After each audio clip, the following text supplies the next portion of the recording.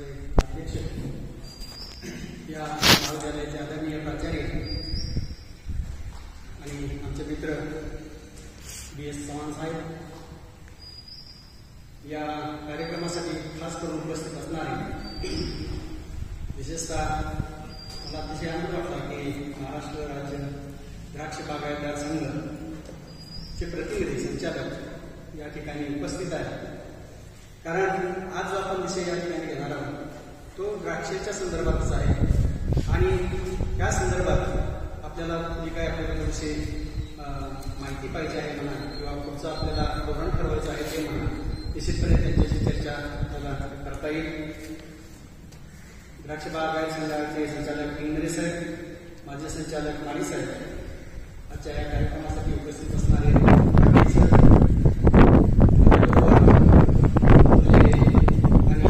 Dream फाउंडेशनच्या पर्यावरणाच्या संदर्भातले जे काही कमिटी आहे त्याचे चेअरमन प्राध्यापक डॉक्टर कांबळे सर, तसेच मंडळे साहेब, या कार्यक्रमासाठी विशेषतः लायब्ररीच्या संदर्भात बरेच दिवस आमची चर्चा चाललेली होती आणि त्या कार्यक्रमाला खरं यायचं होतं, परंतु काही येता आलं नाही. ते आमचे मित्र या ठिकाणी राजवी सर, या कार्यक्रमासाठी उपस्थित असलेले सर्व स्टाफ मेंबर्स, विद्यार्थी आणि शेतकरी बंधू. आजचा हा कार्यक्रम थोडासा त्याला वेगवेगळे टप्पे आहेत म्हणा. पहिला जो टप्पा आहे तो तुम्ही पाहिला असेल, ड्रीम फाउंडेशन 6वा वर्धापन दिन योगायोग म्हणा, परंतु राजगे सरांनी मला सांगितलं की 24 तारखेला आपल्याला कार्यक्रम घ्यायचा आहे आणि आजच खरं तर तो या संस्थेचा ड्रीम फाउंडेशनचा वर्धापन दिन आहे.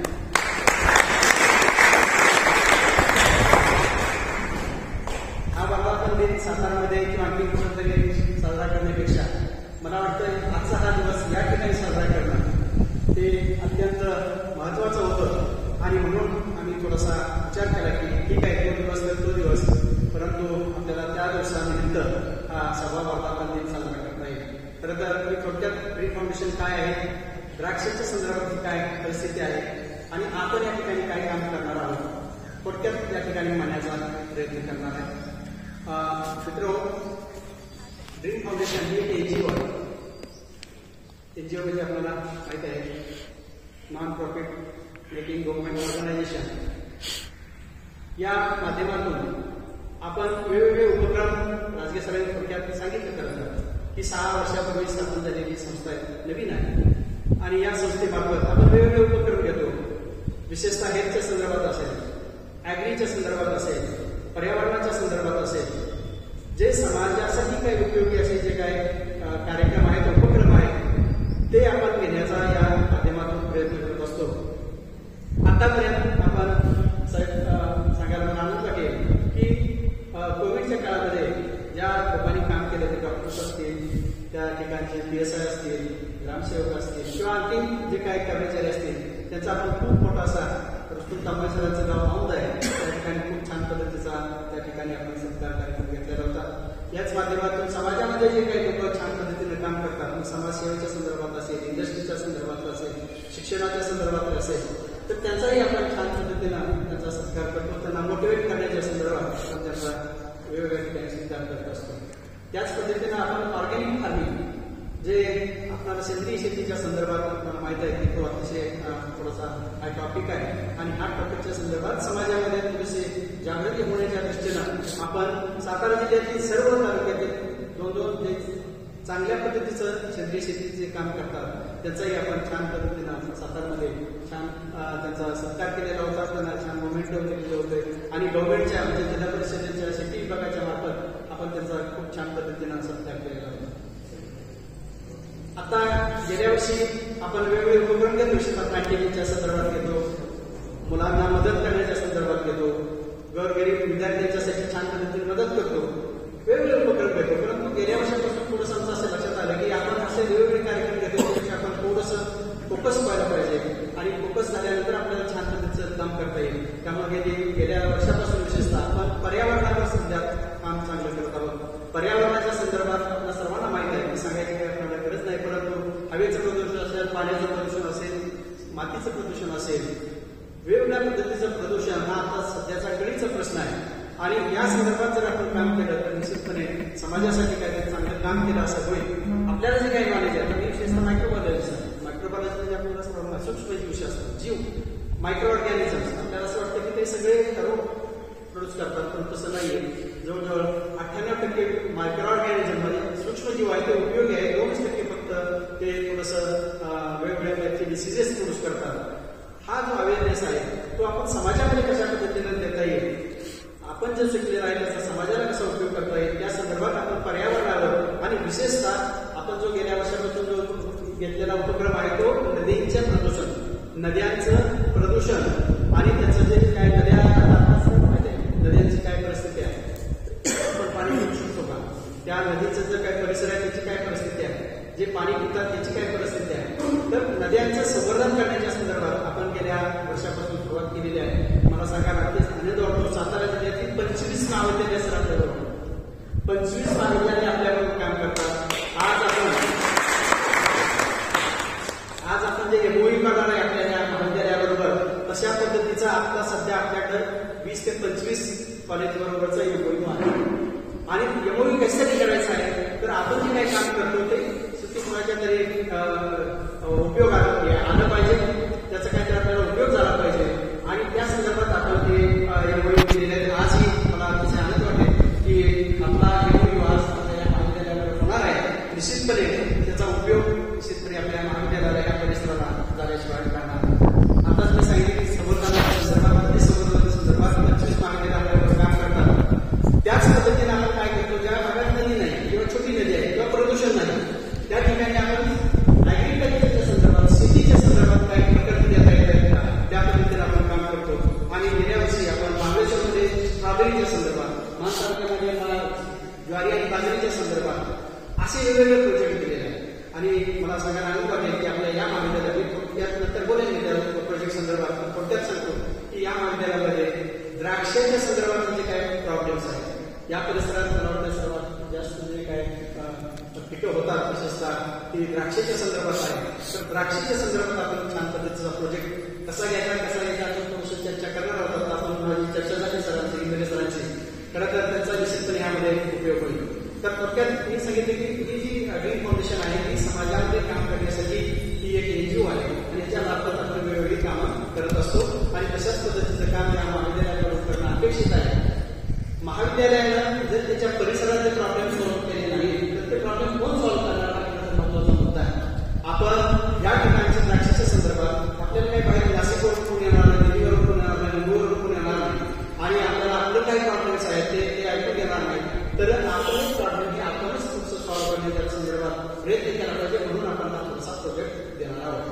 आता दुसरा जो भाग आहे तो द्राक्षाच्या संदर्भात. खरं तर द्राक्षाचा आमच्या तसा काही संबंध नाही, खरं सांगायला पाहिजे. द्राक्ष म्हणजे खडा द्राक्ष वगैरे काही मार्केट पाणीच नाही, त्यामुळे द्राक्षाचं काय प्रश्नच नाही. परंतु आपण या परिसरात आहात, या ठिकाणी द्राक्ष अतिशय चांगल्या पद्धतीनं पिकवली जातात. हिस्ट्री तर खूप चांगली आहे, परंतु आताचं प्रेझेंट काय आहे हे थोडंसं आपण पाहणं गरजेचं आहे. मला वाटतं द्राक्षाचे उपयोग काय आहे, आपल्या सर्वांना रोज आपण द्राक्षाच्या बागेत आहात, द्राक्षाचे उपयोग काय आहे, त्याचं कुठं होतं, आपलं स्टेटस काय आहे. द्राक्ष आपल्या सर्वांना माहिती आहे की जगामध्ये देशाचा नंबर असतो. सगळ्यात छान चायना, इजिप्त, फ्रान्स या देशामध्ये होतात. भारतात सुद्धा छान होतात. परंतु भारतामध्ये महाराष्ट्रातला जो वाटा आहे द्राक्ष प्रोडक्शनचा तो जवळजवळ 70% आहे, 67 ते 70% आहे. पूर्वी 80% होता. आता इतर जिल्ह्यामध्ये सुद्धा, इतर स्टेटमध्ये सुद्धा थोडंसं द्राक्षाची पिकं व्हायला लागलेली आहे. कर्नाटक असेल, तामिळनाडू असेल. आता या महाराष्ट्रामध्ये 70% जवळजवळ देशाचा 70% महाराष्ट्रात येतो द्राक्षाचं प्रोडक्शन. आणि महाराष्ट्रामध्ये सुद्धा मेजर जर कुठला जिल्हा असेल तर फक्त मला वाटतं नाशिक आणि नंतर सांगली जिल्हा, तर काय होतात सांगली जिल्हा. नाशिक ही द्राक्षाची कॅपिटल समजली जाते. मला वाटते सर्वात जास्त जर द्राक्ष पिकं होत असेल तर ते नाशिकला होतात. आणि त्याच्या पाठोपाठ दुसरा जो नंबर आहे आपल्या सांगली जिल्ह्याचा आहे. आणि सांगली जिल्ह्यामध्ये सुद्धा तासगाव विभागाचे काही तालुके आहे. निश्चितपणे अतिशय चांगल्या पद्धतीचं द्राक्षाचं उत्पन्न या ठिकाणी घेतलं जातं.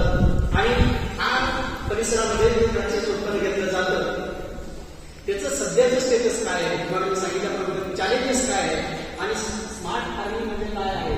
चॅलेंजेस खूप चॅलेंजेस आहेत.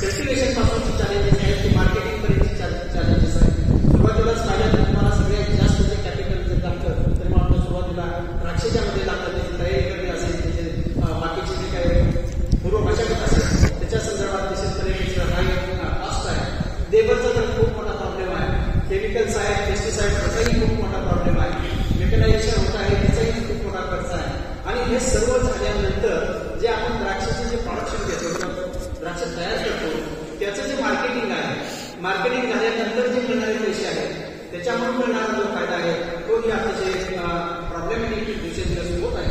खरं तर त्याचाच थोडासा अभ्यास आपल्याला या प्रोजेक्टमध्ये करणं अपेक्षित आहे. माझ्या पाटील सरांची आताच चर्चा झाली की कशा पद्धतीने आपल्याला हा प्रोजेक्ट राबवायचा आहे. इंग्रजी सरांशी आपण चर्चा करू आणि अतिशय चांगल्या पद्धतीने हा प्रोजेक्ट या ठिकाणी राबवण्याचा आपण प्रयत्न करू. स्मार्ट फार्मिंगमध्ये आता जे लक्षात मला स्मार्ट फार्मिंग सोल्युशन्स काय आहे? स्मार्ट फार्मिंग म्हणजे काय आहे? आपण म्हटलं तसं वेगवेगळे चॅलेंजेस आहेत आणि ती चॅलेंजेस फेस कशी करायची, त्याच्यावर मात कशी करायची आणि त्याच्यापासून आपल्याला चांगल्या पद्धतीने द्राक्ष कशी तयार करायची आणि चांगलं मार्केटिंग करून चांगला इन्कम कसा घ्यायचा, चांगला फायदा कसा घ्यायचा, खरं तर हे या स्मार्ट फार्मिंगमध्ये अपेक्षित आहे.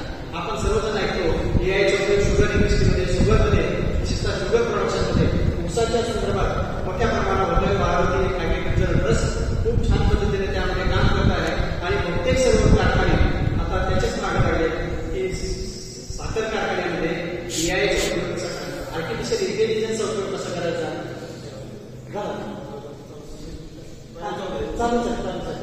तर आता त्या द्राक्षामध्ये सुद्धा ते एआयचा उपयोग कसा करायचा हे स्मार्ट फार्मिंगमध्ये आपल्याला उत्पन्न चांगलं यायला पाहिजे, क्वालिटी चांगली यायला पाहिजे, प्रायव्हेट कंडिशनबद्दल आपल्याला पूर्वकल्पना मिळायला पाहिजे, प्रोडक्शन चांगलं यायला पाहिजे, त्याची क्वालिटी चांगली असली पाहिजे, त्याच्यावर पेस्टिसाइड कमी असले पाहिजे, फर्टिलायझर कमी असले पाहिजे, फर्टी इरिगेशन चांगल्या पद्धतीने करता यायला पाहिजे, ड्रिप इरिगेशन असलं पाहिजे.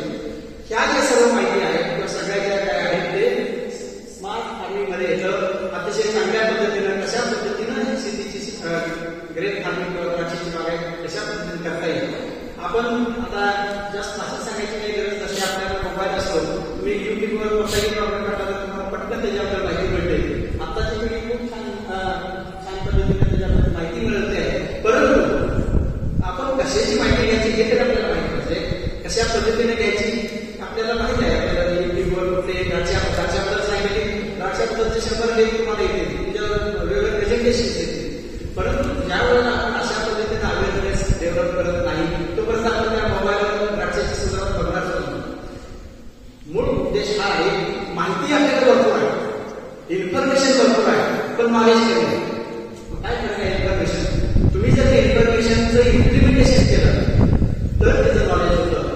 त्यामुळे आपल्याकडे नॉलेज कमी आहे आणि इन्फॉर्मेशन जास्त. मला वाटतं आपण थोडासा विचार केला पाहिजे. माहिती म्हटलं तर पैशाची माहिती आहे, परंतु ती माहिती आपण किती उपयोगात आणतो आणि कशी उपयोगात आणतो हा त्याचा महत्वाचा प्रश्न आहे. त्यामुळे हा जो प्रश्न आपण या ठिकाणी घेतलेल्या द्राक्षांच्या संदर्भात तर त्याच्यामध्ये खूपच माहिती आहे, त्याच्यावर खूप चांगल्या रिसर्च झाला आहे. परंतु मला सांगायला एक वाटलं की नाशिकमध्ये एखाद्या स्टडी केला किंवा आणखी दुसऱ्या एखाद्या जिल्ह्यामध्ये स्टडी केला किंवा दुसऱ्या देशामध्ये स्टडी केला आणि त्याचेच पेपर त्याचेच रिझल्ट आपण जर या ठिकाणी बघायला लागलो तर ते जुळत नाही. मग संशोधन म्हणजे काय असतं? संशोधन म्हणजे दिलेला प्रोजेक्ट, दिलेला प्रॉब्लेम हा वेगवेगळ्या ठिकाणी बदलत असतो. द्राक्षाच्या ज्या काही कंडिशन्स असतील, द्राक्षाचे काही काही प्रॉब्लेम्स असतील ते नाशिकमध्ये वेगळे आहे, चायनामध्ये वेगळे आहे, फ्रान्समध्ये वेगळे आहे, इटलीमध्ये वेगळे आहे, इव्हन ह्या सांगली जिल्ह्यातले वेगवेगळे तालुक्याचे थोडंसं बदलायमध्ये थोडासा चेंज आहे.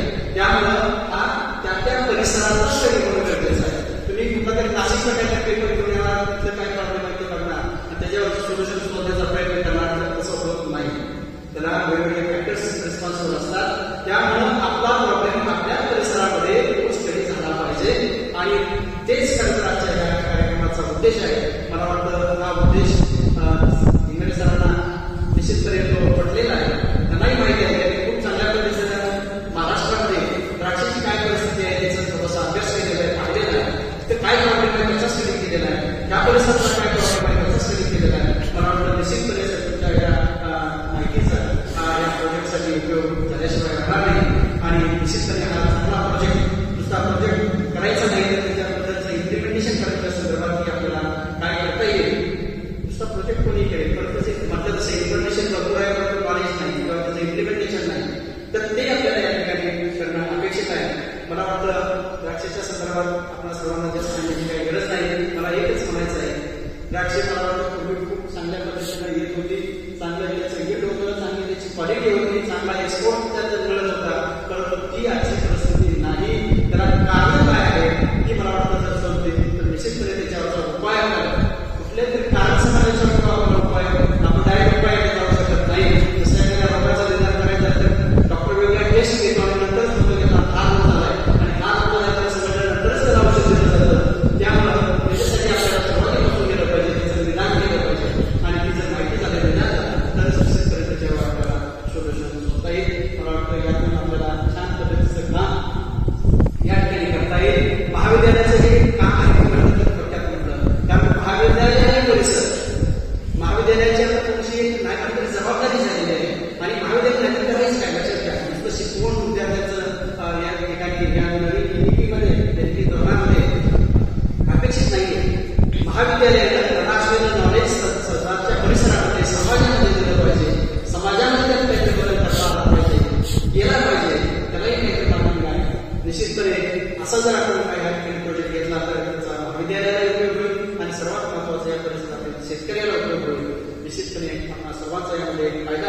मी पुन्हा एकदा मी जास्त काय बोलत नाही, पुन्हा एकदा या कार्यक्रमासाठी मला या ठिकाणी बोलावलं. आजचा हा जो ड्रीम फाउंडेशनचा 6वा वर्धापन दिन या ठिकाणी साजरा करण्यासाठी परवानगी घ्यायचं, त्याबद्दल मी महाविद्यालयाच्या शिक्षक प्राचार्यांचं या ठिकाणी मनपूर्वक आभार मानतो. आणि आपण या ठिकाणी खरं तर सर आपण थोडंसं शेतकऱ्यांच्या संदर्भात वर्कशॉप असं, परंतु आपण पहिली स्टेप असेल त्या ठिकाणी आपण वर्कशॉप घेऊन थोडा रिसर्च करूया आणि त्याचे जे काय रिझल्ट्स आहे, त्याचे जे काय आउटपुट आहे ते आपण शेतकऱ्यांच्याकडून मानूया.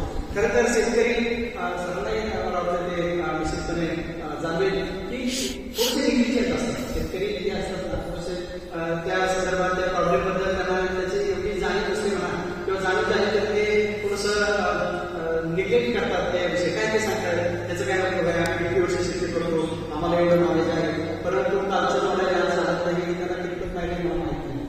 कालचा जो आदर्श शेतकरी आहे तो आज आदर्श शेतकरी नाही, हे लक्षात ठेवा. काल जो पिकत घेत होता, जो काही पिकत घेत होता, जो क्वालिटीची द्राक्ष घेत होता, तो त्या नॉलेजवर या ठिकाणी आज होऊ शकत नाही.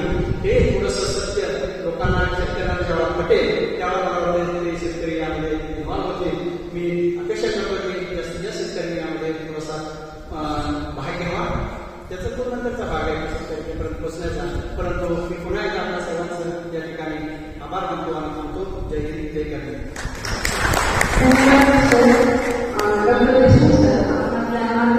खूप छान अशी माहिती दिलेली आहे. आणि त्याचबरोबर आपलं जे ड्रीम फाउंडेशन आहे त्या ड्रीम फाउंडेशनचा आज 6वा वर्धापन दिन आहे. तर त्या ड्रीम फाउंडेशन महाविद्यालयाकडून आणि इथे उपस्थित असलेल्या शेतकऱ्यांकडून आपल्यासाठी खूप खूप शुभेच्छा. आपलं ड्रीम फाउंडेशन असं शेतकऱ्यांसाठी कार्यालय राहावं या आमच्या शुभेच्छा असतील. त्याचबरोबर आपण आपल्या मार्गदर्शनातून स्मार्ट फार्मिंग त्यासाठी काही चॅलेंजेस आहेत आणि त्याच्यामध्ये आपण यायचे उपयोग केला तर आपल्याला लवकर त्याच्यावर आपल्याला उत्पन्न करता येईल. त्याचबरोबर आपल्या मार्गदर्शनातून आम्हा सगळ्यांना असं मिळतं की तंत्रज्ञान हे शेतकऱ्याच्या भावना पूर्ण बनवणारा आहे. त्यासाठी तंत्रज्ञानाला आपण आत्मसात केलं पाहिजे. त्यानंतर आजच्या कार्यक्रमासाठी उपस्थित असलेले पर्यावरण समितीचे चेअरमन डॉक्टर रुस्तुम तांबोळीकर यांना मी विनंती करते की त्यांनी आपलं अनमोल मार्गदर्शन करावं.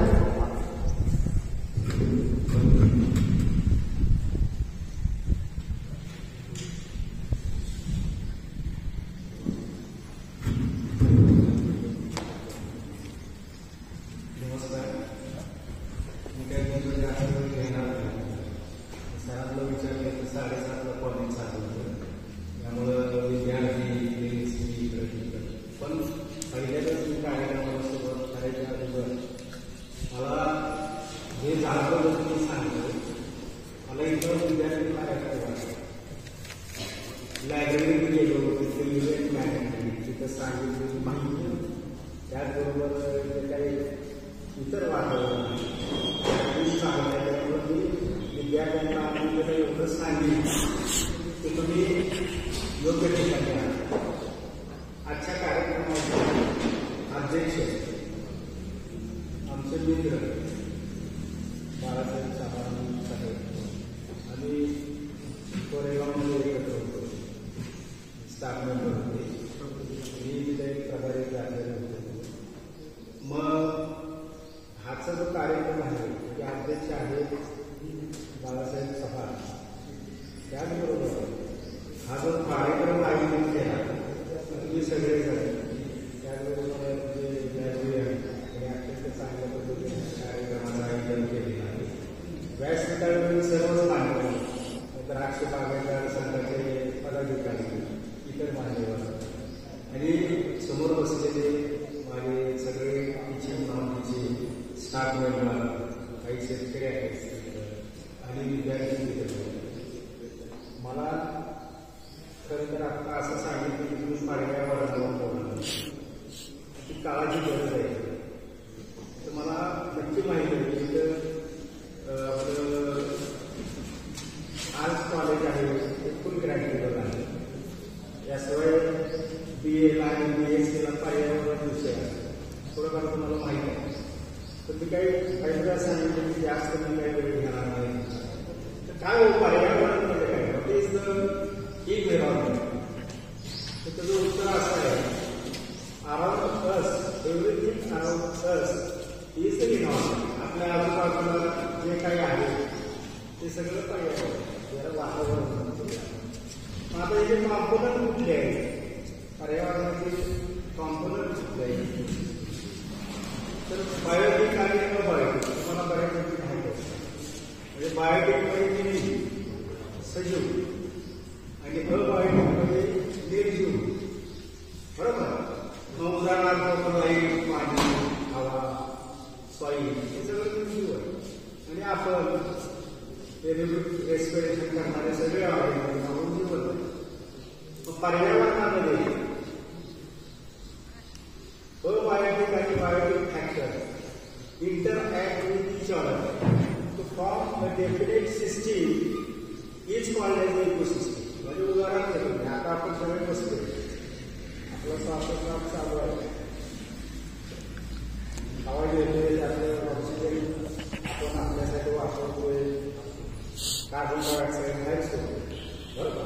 हे कार्बन डायऑक्साईड आहे त्याच्यामध्ये एक ग्रीन प्लांट आहे ऊन आहे जे उन्हात आहे ते कार्बन त्याचं स्वतःचं फोटोसिंथेटिक पिगमेंट हरितगृह लाईट वॉटर ह्याच्या माध्यमातून अन्न तयार करते.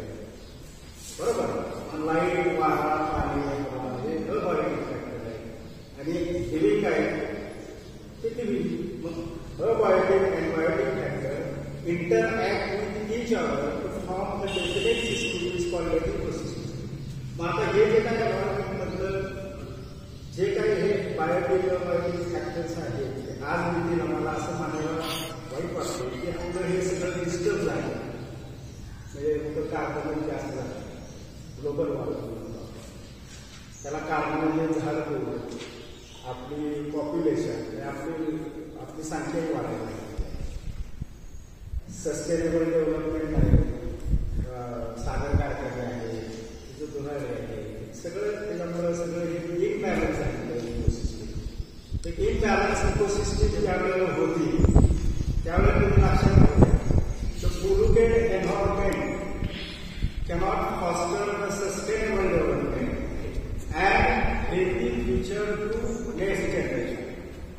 आपण जर खरं इंडियन आहे आपलं कल्चर असं असतं की आम्ही पालक वडील असतील तर आई वडिलांपेक्षा पुढच्या पिढीचं किंवा जे काय आपली प्रोजेक्ट आहे त्याचा विचार करतो त्याच्यासाठी काहीतरी ठेवतो. बरोबर.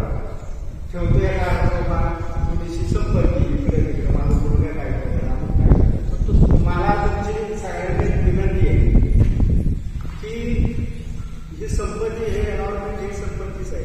हे जर डिस्टर्ब झालं तर नेक्स्ट जनरेशन आहे ते घोटाळ्यात येणार नक्की घोटाळ्यात येणार.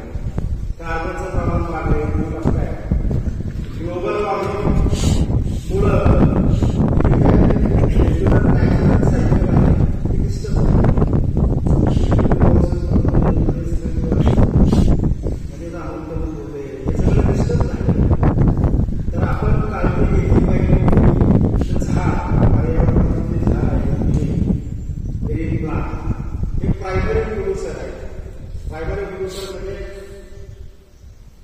जगात जर कोण अन्न तयार करत असेल तर ते झाड तयार करत. इतर कुठलं तुम्हाला फूड मिळेल रेडीमेड मिळेल पण ते कुठल्या झाडापासूनच काहीतरी त्याच्यापासून प्रोसेसिंग केली तर हे झाड एक फार टोळीचं आहे.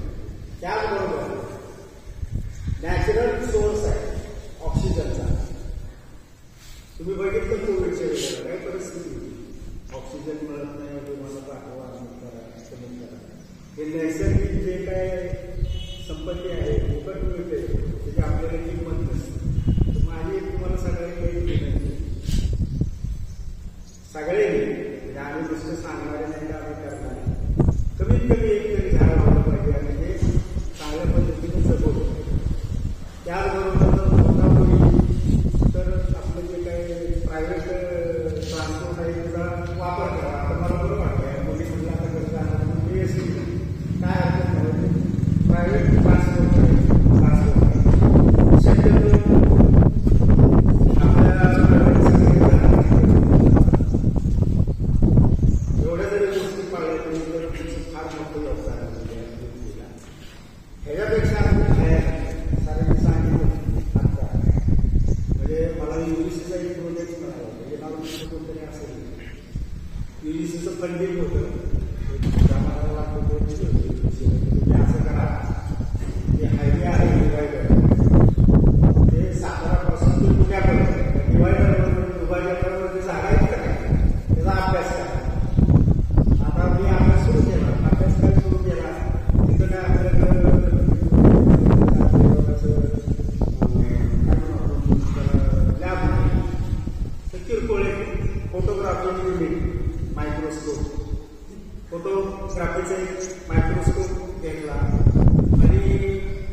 झाडापर्यंत स्टडी हिस्टोआर्टिकल स्टडी म्हणजे काय ती जायचो मी त्या झाडावर जे आहे त्याची पानं आणायची बाळासाहेबांना माहिती आहे सकाळी लवकर जायचं पाण्याला जोपर्यंत आपलं पिरियडचं टाईम होण्यापर्यंत ते चालू असतं मग त्याचं हिस्टोआर्टिकल स्टडी मायक्रोटोन घेतलं कशी ते सेक्शन घेऊन हेल्थीचे झाड आहे म्हणजे तिथं पोल्युशन आहे तिथं मेडिकल असं कम्पेअर केलं त्या धक्कादायक अशा गोष्टी लक्षात आल्या की नेरेस ते कॉमन असं झाड होतं हायब्रिड तर ते झाड आता ऑक्सिजनही देत नाही कार्बनही देत नाही असं मॉडिफिकेशन झालं म्हणजे this plant Nerium is on way to form ecotype ecotype मी आता इकोलॉजीमध्ये एकदम सांगतो थोडक्यात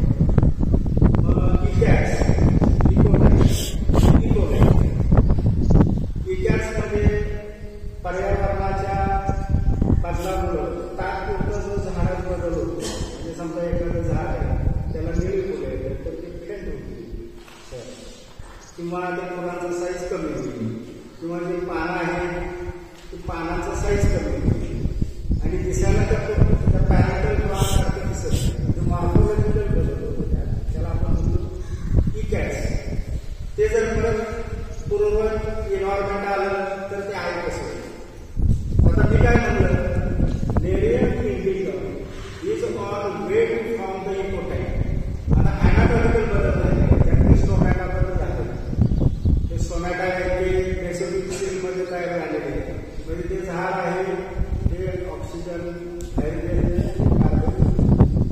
असे जर इकोटाईप झाले आपल्या वाहनांच्या जास्त वापरामुळे आपलं काय खूप राहील वाहन वापर त्यामुळं मी खरंच सिरियसली सांगतो आणि हे जे काही वर्क होतं त्यात आणखी एक कंपॅरेटिव्ह स्टडी केला म्हणजे सायकस कायनेटिक्स म्हणजे आपले पूर्वज आपल्यापेक्षा फार हुशार होते बघा तुम्ही कुठलंही एखादं देवस्थान असू द्या तिथं सॅक्रिफिस म्हणजे काय आपण त्याला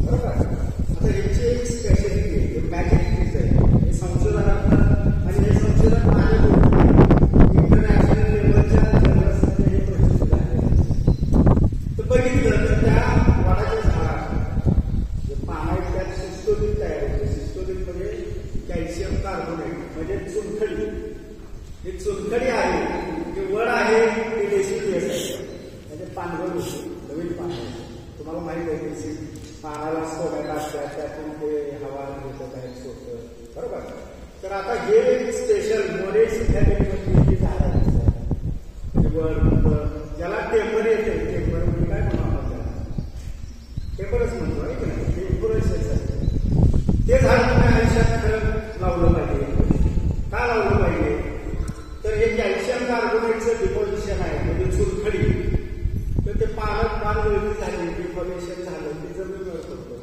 जमिनीवर पडलं की जे काही डिकॉम्पोजरच आहे मायक्रोब्स म्हणजे फंगस बॅक्टेरिया त्याचं डिकॉम्पोजिशन करतं आणि ह्युमस तयार होतं तर आता ते चुनखडीचं डिकॉम्पोजिशन होत नाही आणि ते कॅल्शियम कार्बोनेटचं आहे म्हणजे कार्बन सायकलमधनं कार्बन बाहेर काढणारी जर कुठली प्लांट्स असतील तर आपल्या पूर्वजांनी सिलेक्ट केलेली प्लांट आहे म्हणजे आपण किती मागायला बघा आपल्यापेक्षा ती हुशार होती तुमचं एखादं कुठं देऊळ असेल तर तिथं उंबराचं झाड वडाचं झाड पिंपरणीचं झाड तुम्ही दुपारी एखाद्या वेळेला जरा किती ऊन असं म्हणून पिंपरणीच्या झाडे किती बसा देवल्याला असं तर तुम्हाला खूपच लागतं आजच्या काय आपण ते वटसाळी आहे की नाही तर ते त्यांचे पती हे झाले वडाच्या झाडाखाली ठेवलं आणि असं केलं तर माझं असं म्हणतं की वडाच्या झाडाखाली पण नाही रिसर्च सांगतो की वडाच्या झाडापासून ऑक्सिजन जास्त बाहेर सोडला जातो कार्बन बाहेर जो आहे तो जास्त वापरला जातो ते पॉलिएजरीचे आहे आता हे जे संशोधन आहे ते संशोधन सगळं न्यूझीलंड पाठवलं बाळासाहेबांना माहिती तर अकॅडमी ऑफ प्लांट सायन्स इंडियाने हे संशोधनाचं सगळं अभ्यास केला आणि ते honourably by gold medal and citation for commendable research technique पण त्याच्यानंतर कुठलं नाही बाबा की बाबा आपण त्याच्यासाठी अमुक करूया अमुक करूया असं काही नाही. आम्ही तर आम्हाला नाही तर आम्ही कलेक्टर ऑफिस पुढं जास्त वेळ जास्त थोडं काय आपण सांगणार आणि बंद करणार. कलेक्टर ऑफिस पुढं बसलो होतो आम्ही कलेक्टर बाबा त्यावेळेला हायवेची कामं चालू होती आणि वरावर इकडं तिकडे असं मोठं मोठं पोरायचं चालू होतं. पेपरचं पोस्टर प्रेझेंटेशन केलं होतं ते डिस्कस करायचं म्हणजे दाखव म्हणजे काय करून आपण त्या पोस्टरवर मी बघितलं सगळ्यांनी वा हे चांगलं आहे. तेवढ्या दिवसापर्यंत आपण त्याला रिस्पॉन्स मिळाला. उद्यापासून पण आपलं म्हणजे मी विचार मला हे आहे म्हणजे आपल्या ह्या एक एक घटना कधी मोठी घटना झाली त्यानंतर मोठी झाली की बाकी घटना आपण विसरू जातो तर आपल्यासाठी विसरू.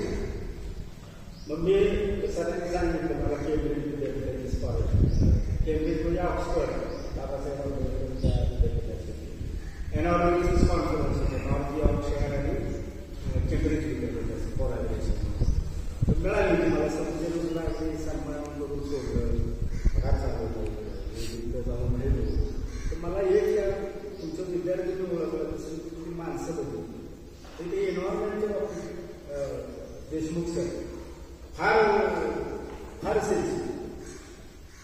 पर्यावरणाकडे त्यांनी समजा एखादी गाडगाडी खाली नसेल तर ते खाली टाकतात तर ते आपलं इंडस्ट्रीचं जे एखादं काय केलं काय वापरणार नाही काय नाही जे रिसायकलिंग होतं त्या गाड्या वापरणार अगदी काळजी घेणार तर आपण सुद्धा आपल्यासाठी तुम्हाला खरंच सांगतो की हे भविष्य आहे. आता इथं ग्राम भागात सुद्धा म्हणून बोलतो गरज आपण सुद्धा सर आपण आता लेबर लेबरचं कुठं आहे माझं तिथे सुद्धा जातो तर आपण हरवीस आहे माहिती नाही त्यामुळे फ्लोरा आहे फौना आहे म्हणजे जे लागणारे आपल्याला उपयोगी मायक्रोज आहेत ते सुद्धा सिस्टमॅटिक इन्सेक्टिसाईड मारतो. तुमच्या इथे जर द्राक्षावर समजा डाउनीमधून किंवा पावडर पॅरिसिन ते सिस्टमिक आहे ते जवळजवळ 6 महिने लागते. मग ते खाल्लं तर सिजन इफेक्ट आहे ते सगळं आपल्या बॉडीत हे सगळं चेन आहे म्हणजे आपण हे कुठंतरी थांबलं पाहिजे. आणि तिथं यंग जनरेशन आहे आणि तर आहे त्यांनाही मी आव्हान करतो की काही करू नका कमीत कमी डिस्पोजेबल म्हणजे रिसायकलिंग होत नाही त्या त्याला वापरू नका. दुसरी गोष्ट तरी जागा आहे ते मोरेची झाली तेवढं जरी केलं तर आपण त्याच्यासाठी भरपूर केलं असेल. सगळ्याच्या मनापासून आभारी आहे मला बोरवलीचं आणि तुमच्याबरोबर राहण्याची संधी.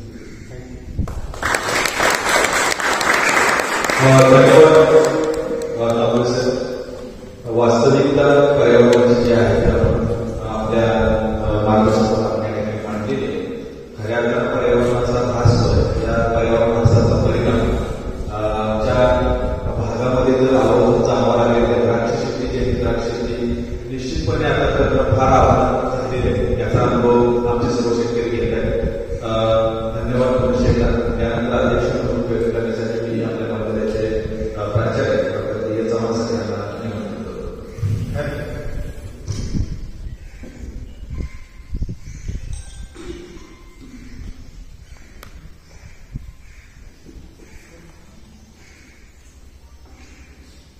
रयत शिक्षण संस्थेचं श्री रावसाहेबराव पाटील महाविद्यालय सावळज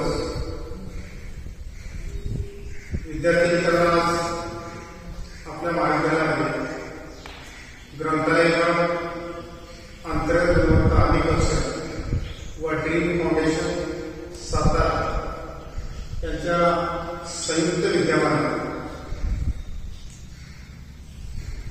एक दिवसीय कार्यशाळा या ठिकाणी आपल्या सर्वांच्या उपस्थितीत संपन्न होतो.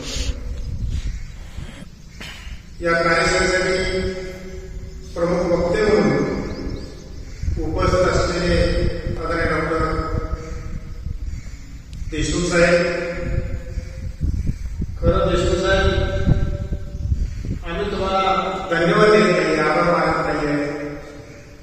तुमच्या ऋणामध्ये राहण्याचा प्रयत्न करतो. त्याचं कारण असं आहे या जगामध्ये अनेक संस्था निर्माण होतात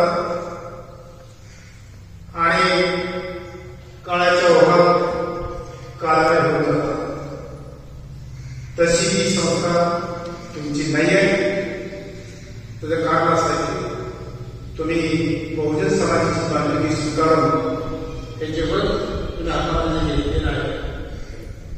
हे निश्चितच याचा फायदा या ग्रामीण भागातील जे शेतकरी आहेत या शेतकऱ्यांना धाराशिव राहणार नाही.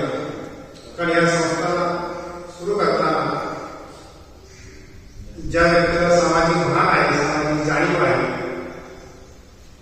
आपण समाजाकडे देणे लागतो, या उद्देशानं ड्रीम फाउंडेशन ही संस्था काम करताना त्याचे अध्यक्ष देशमुख साहेब आहेत.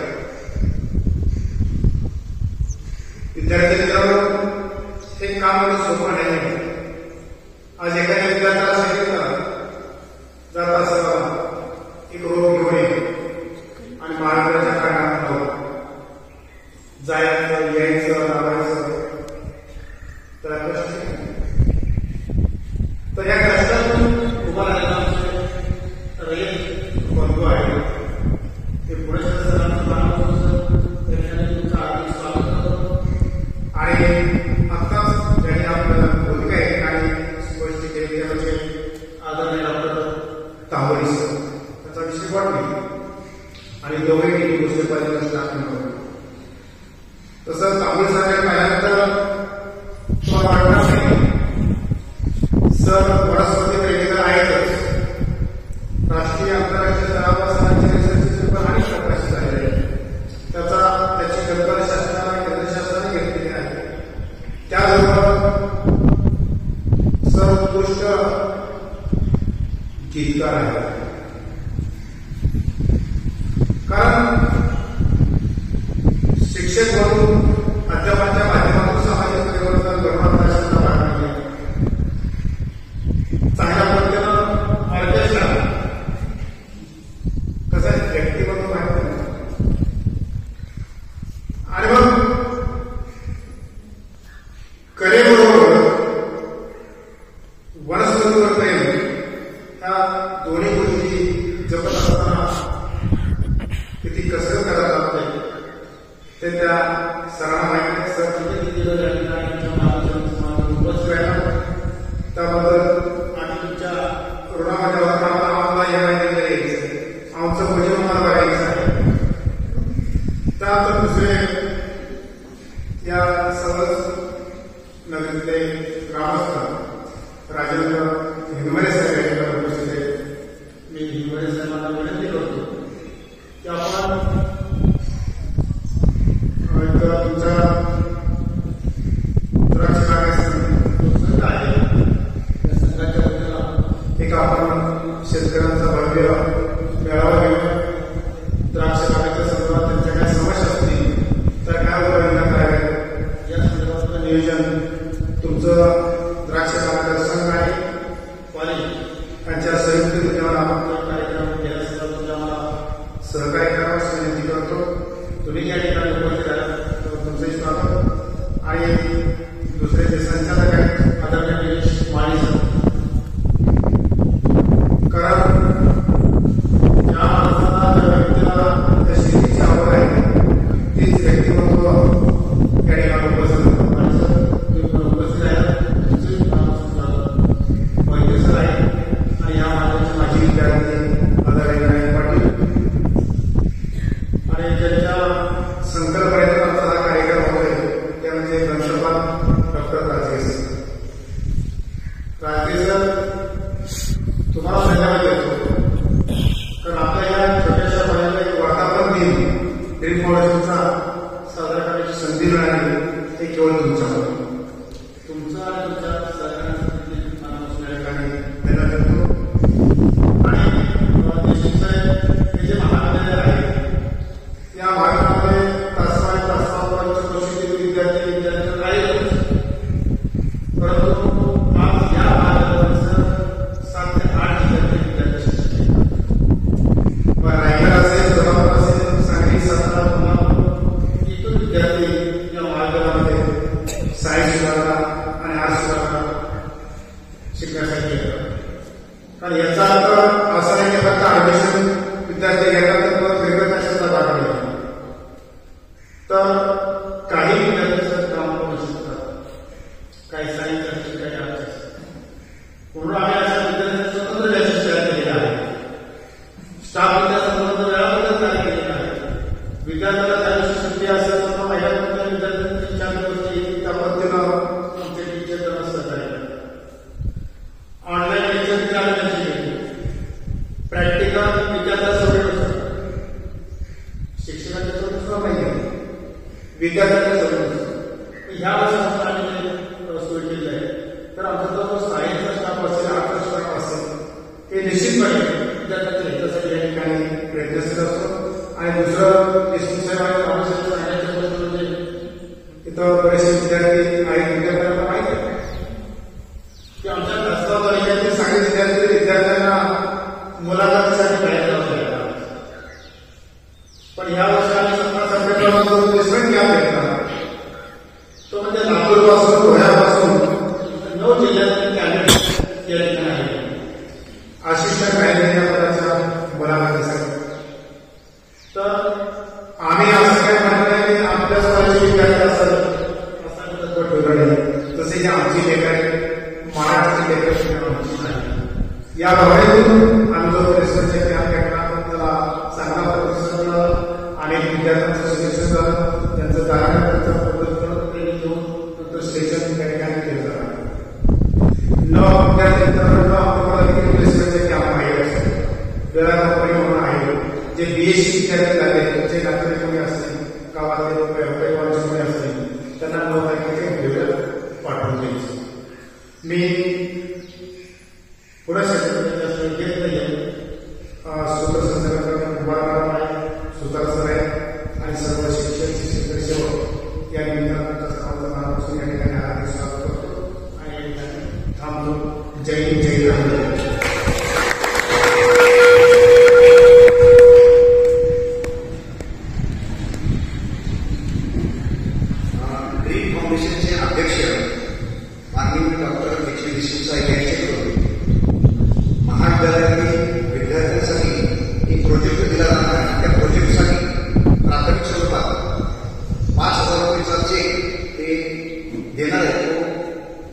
प्राचार्य साहेबांच्याकडे त्यांनी सुपूर्द करावा अशी मी त्यांना विनंती करतो.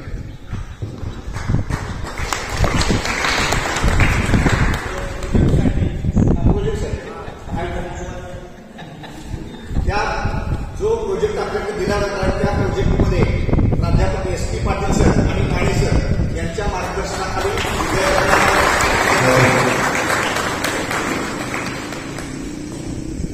ठीक आहे. Okay, thank you. धन्यवाद सर. खऱ्या अर्थानं आपल्या माध्यमातून या परिसरातील ज्या काही शेतकऱ्यांच्या समस्या या विषयाच्या संशोधन व्हावं या उद्देशानं आपण या ठिकाणी या प्रोजेक्टसाठी जी काही रक्कम दिलेली आहे त्या रकमेतून आमच्या विद्यार्थ्यांचे सगळे प्राध्यापक पद्धतीचा एक संशोधन आपल्याला सादर आणि काही समस्या त्यामध्ये आपण काही सोल्युशन काढू शकतो का या याबद्दल आम्ही निश्चित आपल्या या उपक्रमातून आश्वस्त आहोत. त्याचबरोबर या ठिकाणी आमचे ऍडव्होकेट शेतकरी पाटील आहे ते सुद्धा अशा पद्धतीचं कार्य करतात आणि जे तांबूळ सरांनी मांडलं की शाश्वत विकास करायचा असेल तर पर्यावरण संवर्धन करणं गरजेचं आहे. या माध्यमातून सेंद्रिय शेती आणि त्या संदर्भाचे काही प्रकल्प आणि शेतकऱ्यांना ट्रेनिंग देण्यासाठी जे वेळोवेळी त्या ठिकाणी अशा पद्धतीचं नियोजन करून शेतकऱ्यांना अगदी आणल्यापासून लोकांपासून प्रशिक्षणाची सोय उपलब्ध करून देतात. तेही या ठिकाणी उपलब्ध आहे. माननीय विनायक पाटील आणि त्यांची जी सगळी टीम आहे त्या पद्धतीने परिसरामध्ये काम करत आहे. तर भविष्यामध्ये कदाचित त्यांच्याबरोबरही आपण जर संपर्क करून त्या पद्धतीचे काही उपक्रम आपण हे जर बघितलं शेतकरी या भागात शेतकऱ्यांची धन्यवाद सर.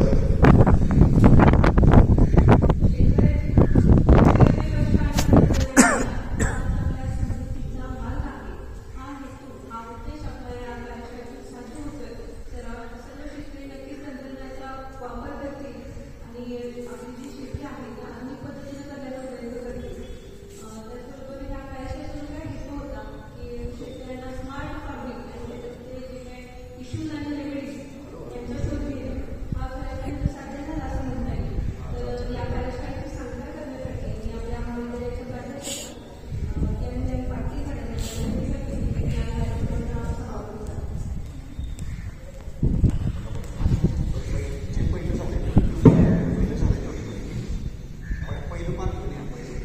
संस्था